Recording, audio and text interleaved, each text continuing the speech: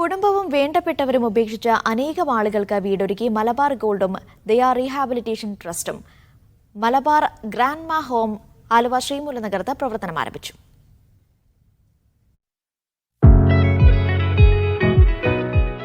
കിടപ്പ് രോഗികൾ ഉൾപ്പെടെ 150ഓളം അശരണർക്ക് താമസിക്കാവുന്ന ഇടമാണ് മലബാർ ഗോൾഡ് ഒരുക്കിയ മലബാർ ഗ്രാൻഡ്മാ ഹോം.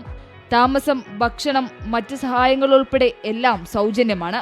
24 മണിക്കൂറും ജീവനക്കാരുടെ സേവനവും താമസക്കാർക്ക് ലഭ്യമാകും. പരിചരണം തേടിയെത്തുന്ന ആളുകൾക്ക് ഏറെ ആത്മവിശ്വാസവും സാന്ത്വനവും നൽകുന്ന അന്തരീക്ഷമാണ് ഹോമിലുള്ളത്. ഒരുപാട് സുമനസ്സുകളുടെ സഹായത്തോടെയാണ് സ്ഥാപനം പ്രവർത്തിക്കുന്നത്. അത്യാധുനിക സൗകര്യങ്ങളോടെ 2.5 ഏക്കർ സ്ഥലത്ത് നിർമ്മിച്ച സ്ഥാപനത്തിന്റെ ഉദ്ഘാടനം മന്ത്രി പി രാജീവ് നിർവഹിച്ചു. ഇതിൽ ദരിദ്രർക്ക് കിട്ടുക എന്നുള്ളതാണ് പ്രയാസപ്പെടുന്നവർക്ക് ഏറ്റവും പ്രയാസപ്പെടുന്നത്. അംഗർഫി വേൾഡ് ഉണ്ട്, ഗ്രാൻഡ്മാ ഹോം ഉണ്ട്, അതുപോലെ എഡ്യൂക്കേഷൻ സപ്പോർട്ട് ഉണ്ട്. ഇത്തരം കാര്യങ്ങളിലേക്ക് നീങ്ങുക എന്നുള്ളതാണ് ഞങ്ങളുടെ ടാർഗറ്റ്. ഇത് പ്രാദേശികമായിട്ട് ഒരു കമ്മിറ്റി ഉണ്ടാക്കി അവരെ സഹകരണത്തോടെയാണ് ചെയ്യുന്നത്.